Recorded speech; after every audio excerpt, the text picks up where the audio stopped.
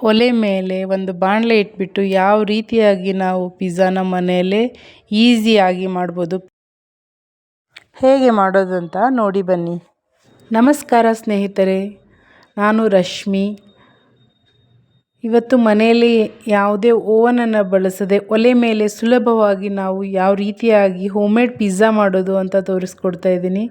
ನೀವು ಹೊರಗಡೆ ಹೇಗೆ ತಿಂತೀರೋ ಅದೇ ರುಚಿ ನೀವು ಮನೆಯಲ್ಲೇ ಮಾಡಿಕೊಂಡು ಆರಾಮಾಗಿ ತಿನ್ಬೋದು. ತುಂಬ ಹೆಲ್ದಿಯಾಗಿ ಹೇಗೆ ಮಾಡೋದಂತ ನೋಡೋಣ ಬನ್ನಿ. 1 ಕಪ್ ಆಗುವಷ್ಟು ನೀರನ್ನು ಉಗುರು ಬಿಸಿ ಮಾಡ್ಕೊತಾ ಇದ್ದೀನಿ. ಅದಕ್ಕೆ ಒಂದು 15 ಗ್ರಾಮ್ ಆಗುವಷ್ಟು ನಾನು ಸಕ್ಕರೆ ಹಾಕೋತಿದ್ದೀನಿ. ಹಾಗೆ 10 ಗ್ರಾಮಷ್ಟು ಈಸ್ಟ್ ಪೌಡ್ರನ್ನು ಹಾಕೋತಾ ಇದ್ದೀನಿ. ಈ ಚೆನ್ನಾಗಿ ನಾವು ಇದನ್ನು ಮಿಕ್ಸ್ ಮಾಡಿ ಇಟ್ಕೋಬೇಕು.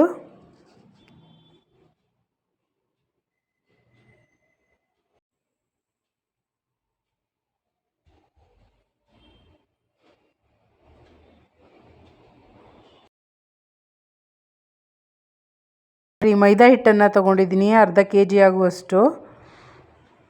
ನೀವು ಚಪಾತಿ ಹಿಟ್ಟನ್ನಾದ್ರೂ ಯೂಸ್ ಮಾಡ್ಕೋಬೋದು ಮೈದಾ ಬದಲು. ಹೀಗೆ 1 ಸ್ಪೂನ್ ಆಗುವಷ್ಟು ಉಪ್ಪು ಮತ್ತು 1 ಸ್ಪೂನ್ ಆಗುವಷ್ಟು ಸೋಡಾ ಪುಡಿನ ಹಾಕ್ಕೊಂಡು ಇದನ್ನ ಚೆನ್ನಾಗಿ ಮಿಕ್ಸ್ ಮಾಡ್ಕೊತಾ ಇದ್ದೀನಿ. ಏನು ನಾವು ಮಾಡಿಟ್ಕೊಂಡಿದ್ವಲ್ವ ಈಸ್ಟ್ ಪೌಡ್ರದ್ದು ಮಿಶ್ರಣನ ಇದಕ್ಕೆ ಹಾಕೋತಾ ಇದ್ದೀನಿ. ಚೆನ್ನಾಗಿ ಕಲಿಸ್ಕೊಳ್ಳಿ. ಈ ಮಿಶ್ರಣ ಬಂದುಬಿಟ್ಟು ಚಪಾತಿ ಹಿಟ್ಟಿಗಿಂತ ಸ್ವಲ್ಪ ಸಾಫ್ಟಾಗಿ ಬರಬೇಕು ಫ್ರೆಂಡ್ಸ್. ಚಪಾತಿ ಹಿಟ್ಟು ಥರ ಗಟ್ಟಿಯಾಗಿ ಮಾಡಿಬಿಟ್ರೆ ಚೆನ್ನಾಗಿ ಬರಲ್ಲ. ಸ್ವಲ್ಪ ಸಾಫ್ಟಾಗಿ ನಾವು ಇದನ್ನು ಕಲಿಸ್ಕೋಬೇಕು.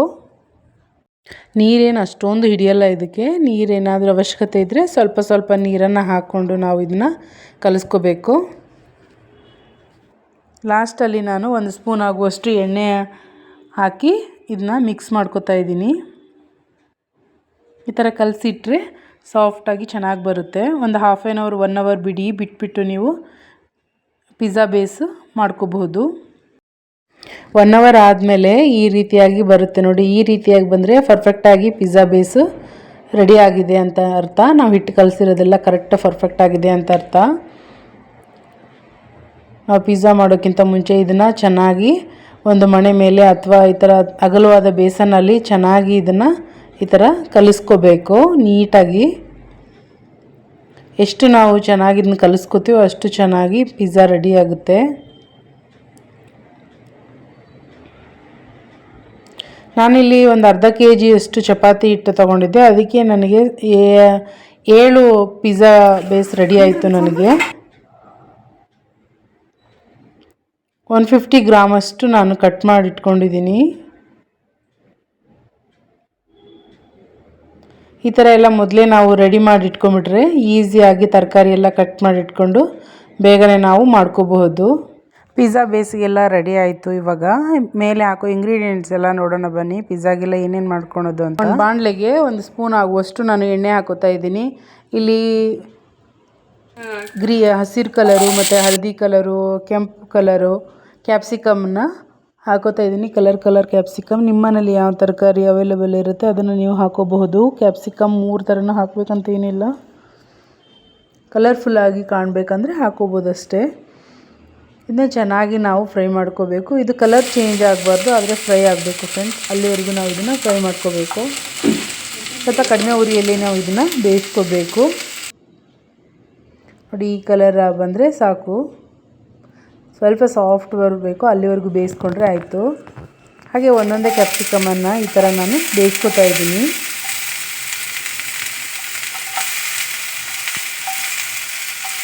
ಹೊರಗಡೆ ಸಿಗೋ ಪಿಜ್ಜಾ ತಿನ್ನೋದಕ್ಕಿಂತ ಮನೆಯಲ್ಲೇ ನಮಗೆ ಇಷ್ಟ ಆಗೋ ತರಕಾರಿಗಳನ್ನು ಬಳಸಿ ನಾವೇ ಓನಾಗಿ ಪಿಜ್ಜಾನ ಮಾಡ್ಕೊಂಡು ತಿನ್ಬೋದು. ತುಂಬ ಹೆಲ್ದಿ ಆಗಿರುತ್ತೆ. ಆಮೇಲೆ ಮಕ್ಕಳಿಗೂ ಖುಷಿ ಆಗುತ್ತೆ. ನಾವು ಮಾಡಿಕೊಟ್ಟಿದ್ದೀವಿ ಅಂತ ನಮಗೂ ಖುಷಿ ಆಗುತ್ತೆ ಅಲ್ವಾ. ಇಲ್ಲಿ ನಾನು ರೆಡ್ ಕ್ಯಾಪ್ಸಿಕಮನ್ನು ಹಾಕೋತಾ ಇದ್ದೀನಿ. ಎಲ್ಲವನ್ನು ಹಾಗೆ ಕಲರ್ ಚೇಂಜ್ ಆಗಬಾರ್ದು, ಆದರೆ ಸಾಫ್ಟ್ ಆಗಬೇಕು. ಅಲ್ಲಿವರೆಗೂ ನಾವು ಇದನ್ನು ಫ್ರೈ ಮಾಡ್ಕೋಬೇಕು.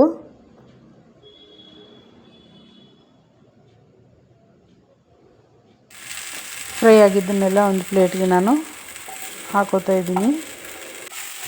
ಹಾಗೆ ಈರುಳ್ಳಿನೂ ಕಟ್ ಮಾಡಿ ಇಟ್ಕೊಂಡಿದ್ದೀನಿ. ಒಂದು 2 ರಿಂದ 3 ಈರುಳ್ಳಿಯನ್ನು, ಚಿಕ್ಕ ಈರುಳ್ಳಿಯನ್ನು ಕಟ್ ಮಾಡಿ ಇಟ್ಕೊಂಡಿದ್ದೀನಿ. ಅದನ್ನು ಹಾಗೆ ಫ್ರೈ ಮಾಡಿ ಇಟ್ಕೊಂಡಿದ್ದೀನಿ. 350 ಗ್ರಾಮ್ ಅಷ್ಟು ನಾನು ಪನ್ನೀರನ್ನು ತೊಗೊಂಡಿದ್ದೀನಿ. ಅದನ್ನು ಚಿಕ್ಕದಾಗಿ ಸ್ಲೈಸ್ ಮಾಡಿ ಕಟ್ ಮಾಡಿ ಇಟ್ಕೊತಿದ್ದೆ. ಉಗುರು ಬಿಸಿ ನೀರಲ್ಲಿ ನಾವು ಇದನ್ನು ಪನ್ನೀರನ್ನು ಹಾಕೋತಿದ್ದೆ. ಉಗುರು ನೀರಲ್ಲಿ ಯಾಕೆ ಹಾಕ್ಕೊಳೋದು ಅಂತಂದರೆ ಇದು ಸಾಫ್ಟಾಗಿ ಬರಲಿ ಅಂತೇಳ್ಬಿಟ್ಟು ಅಷ್ಟೇ. 2 ಸ್ಪೂನ್ ಆಗುವಷ್ಟು ಸ್ವಲ್ಪ ಮೊಸರನ್ನು ಹಾಕ್ಕೊಂಡಿದ್ದೆ. ಫ್ರೆಶ್ ಮೊಸರು ತೊಗೊಳ್ಳಿ. ಇದನ್ನ ಚೆನ್ನಾಗಿ ಬೀಟ್ ಮಾಡ್ಕೊಳ್ಳಿ.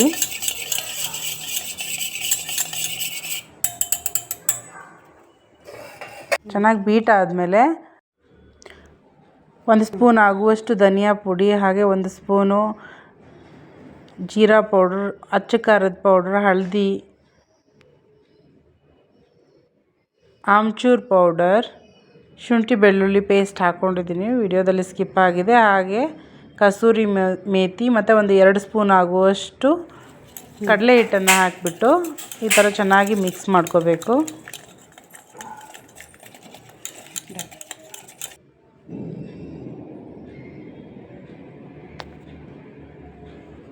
ಕಟ್ ಮಾಡಿಕೊಂಡಿರುವ ಪನ್ನೀರನ್ನು ಎಲ್ಲ ಹಾಕಿಬಿಟ್ಟು ನೀಟಾಗಿ ಇದನ್ನು ಕಲಿಸ್ಕೊಂಡು ಒಂದು 10ರಿಂದ 15 ನಿಮಿಷ ನಾವು ಇದನ್ನ ಮ್ಯಾರಿನೇಟ್ ಮಾಡಿಡೋದ್ರಿಂದ ಅದೆಲ್ಲ ಪನ್ನೀರು ಉಪ್ಪು ಖಾರ ಎಲ್ಲ ಇಟ್ಕೊಳ್ಳುತ್ತೆ. ನಾವು ಫ್ರೈ ಮಾಡಿದವಾಗ ತುಂಬ ಚೆನ್ನಾಗಾಗುತ್ತೆ.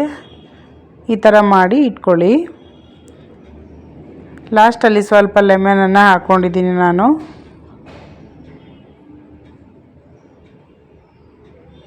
ಎಲ್ಲ ಹಾಕ್ಕೊಂಬಿಟ್ಟು ನೀಟಾಗಿ ಕಲಿಸ್ಕೋಬೇಕು.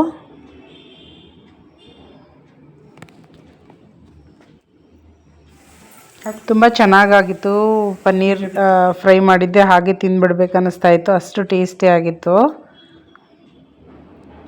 ನನ್ನ ಚಾನಲನ್ನು ಯಾರೆಲ್ಲ ಸಬ್ಸ್ಕ್ರೈಬ್ ಮಾಡದೆ ನೋಡ್ತಿದ್ದೀರಾ ಪ್ಲೀಸ್ ಸಬ್ಸ್ಕ್ರೈಬ್ ಮಾಡಿ ನೋಡಿ.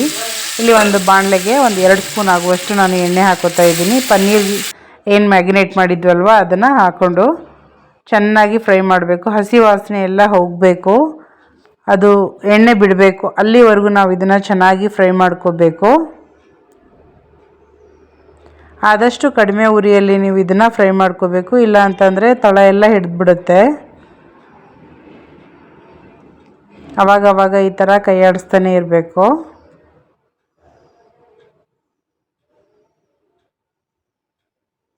ನೋಡಲಿಕ್ಕೆ ತುಂಬ ಸಖತ್ತಾಗಿ ಬಂದಿತ್ತು, ಕಲರು ಸಖತ್ತಾಗಿತ್ತು, ಹಾಗೆ ತಿನ್ನಲಿಕ್ಕೂ ಸೂಪರಾಗಿತ್ತು. ನಾನು ಹೇಳಿದ ಮೆಥಡಲ್ಲಿ ಒಂದು ಸಲ ಟ್ರೈ ಮಾಡಿ ಹೇಗಾಗಿದೆ ಅಂತ ನನಗೆ ಕಮೆಂಟಲ್ಲಿ ತಿಳಿಸಿ. ನೋಡಿ, ಇಷ್ಟು ಫ್ರೈ ಆಗಿದ್ದರೆ ಇದು ಕರೆಕ್ಟಾಗಿ ರೆಡಿಯಾಗಿದೆ ಅಂತ ಅರ್ಥ.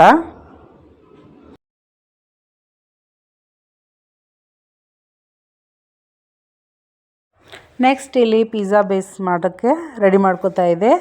ಸ್ವಲ್ಪ ಹಿಟ್ಟು ಹಾಕಿಬಿಟ್ಟು ಈ ಥರ ಕೈಯಿಂದ ಪ್ರೆಸ್ ಮಾಡ್ಕೋತಾ ಹೋಗೋದ್ರಿಂದ ಪಿಜ್ಜಾ ಬೇಸ್ ರೆಡಿ ಆಗುತ್ತೆ. ತುಂಬ ಸಾಫ್ಟಾಗಿರೋದ್ರಿಂದ ಇದನ್ನು ಲಟ್ಟಿಸ್ಲಿಕ್ಕೆ ಕಷ್ಟ ಆಗುತ್ತೆ. ಈ ಥರ ಕೈಯಿಂದ ಸ್ವಲ್ಪ ಹಿಟ್ಟು ಹಾಕ್ಬಿಟ್ಟು ಈ ಥರ ಪ್ರೆಸ್ ಮಾಡ್ತಾ ಹೋಗಬೇಕು. ತುಂಬ ಚೆನ್ನಾಗಿ ರೆಡಿ ಆಗುತ್ತೆ. ಸ್ವಲ್ಪ ದಪ್ಪವಾಗಿ ಇರಬೇಕು ಇದು. ಓವನ್ ಬಳಸ್ದೆ ಈಸಿಯಾಗಿ ನಾವು ಒಲೆ ಮೇಲೆ ಮಾಡ್ಕೋಬೋದು. ಕಡ್ಡಿಯನ್ನು ಬಳಸ್ಕೊಂಡು ಈ ಥರ ನೀವು ಹೋಲ್ ಮಾಡ್ಕೊಳ್ಳಿ. ಹೋಲ್ ಮಾಡ್ಕೊಳೋದ್ರಿಂದ ಪಿಜ್ಜಾ ಚೆನ್ನಾಗಿ ಬೇಯುತ್ತೆ ಅಂತ ಹೇಳ್ಬಿಟ್ಟು. ಎಷ್ಟು ದಪ್ಪ ಇದೆ ನೋಡಿ. ಒಂದು ಸೈಡ್ ಬಂದುಬಿಟ್ಟು ನಾನು ಸ್ವಲ್ಪ ನೀರು ಹಾಕ್ಬಿಟ್ಟು ಈ ಥರ ಹಚ್ಕೊಂಡ್ಬಿಟ್ಟು ಇದನ್ನು ಒಂದು ಬಾಣಲೆಯಲ್ಲಿ ಹಾಕಿ ಬೇಯಿಸ್ಕೊತಾ ಇದೆ. ಆದಷ್ಟು ಕಡಿಮೆ ಉರಿಯಲ್ಲೇ ನಾವು ಇದನ್ನು ಬೇಯಿಸ್ಕೋಬೇಕು. ಮುಚ್ಚಿಟ್ಕೊಂಬಿಡಿ. ಇದು ನೋಡಿ, ಚೆನ್ನಾಗಿ ಕೆಳಗೆ ಕ್ರಿಸ್ಪಿಯಾಗಿ ಚೆನ್ನಾಗಿ ಫ್ರೈ ಆಗಿದೆ ಇದು. ಎಣ್ಣೆ ತುಪ್ಪ ಯಾವುದನ್ನು ಬಳಸಿಲ್ಲ, ಬರೀ ನೀರಷ್ಟೇ ಅಪ್ಲೈ ಮಾಡಿಬಿಟ್ಟು ಈ ಥರ ಬೇಯಿಸ್ಕೋಬೇಕು.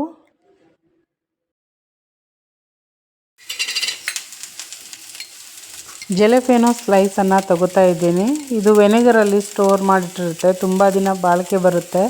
ಚೆನ್ನಾಗಿದೆ, ಗೋಲ್ಡನ್ ಬ್ರೌನ್ ಅವ್ರದ್ದು.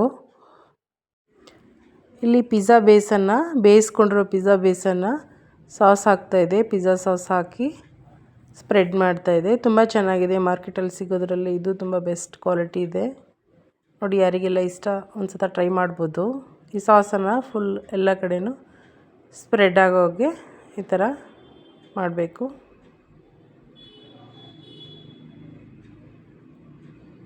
ನಂತರ ಚೀಸ್ ಹಾಕ್ತಿದೆ. ಗ್ರೇಟೆಡ್ ಚೀಸನ್ನು ಈ ಥರ ಚೀಸ್ ಹಾಕ್ಕೊಳೋದ್ರಿಂದ ತುಂಬ ಚೆನ್ನಾಗಿರುತ್ತೆ. Cheese main ಪಿಜ್ಜಾಗೆ.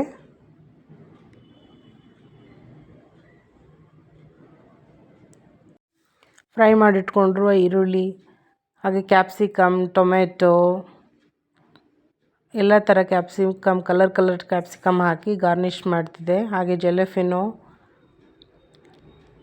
ಪನ್ನೀರ್ ಲಾಸ್ಟಲ್ಲಿ ಮತ್ತು ಚೀಸ್.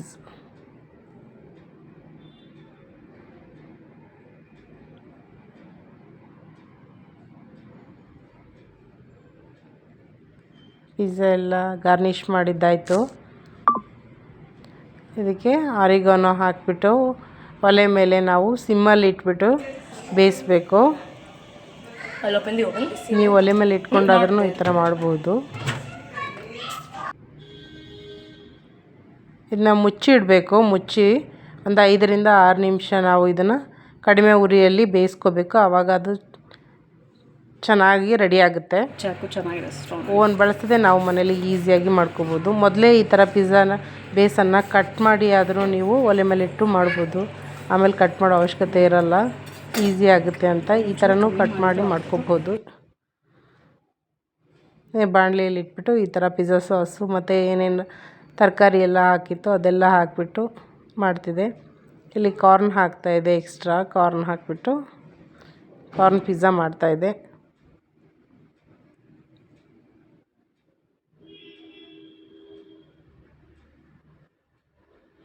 ಕಡಿಮೆ ಉರಿಯಲ್ಲೇ ಮಾಡಬೇಕು, ತುಂಬ ಜಾಸ್ತಿ ಉರಿಯಲ್ಲಿ ಮಾಡಬಾರ್ದು, ಕೆಳಗೆಲ್ಲ ಸೀದೋಗ್ಬಿಡುತ್ತೆ ಅದು.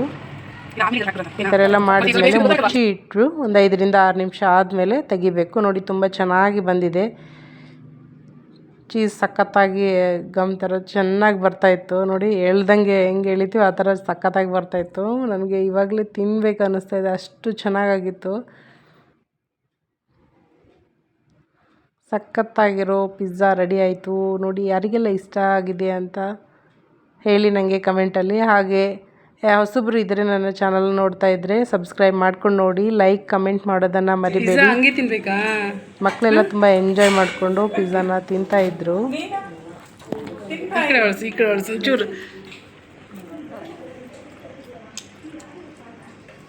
ಹೀಗೆ ನನ್ನ ಚಾನಲನ್ನು ಸಪೋರ್ಟ್ ಮಾಡ್ತಾಯಿರಿ. ಪೂರ್ಣ ವಿಡಿಯೋವನ್ನು ನೋಡಿ ಸಪೋರ್ಟ್ ಮಾಡಿ. Thank you for watching. Saanvi ಚೆನ್ನಾಗಿದ್ದೇನಾ?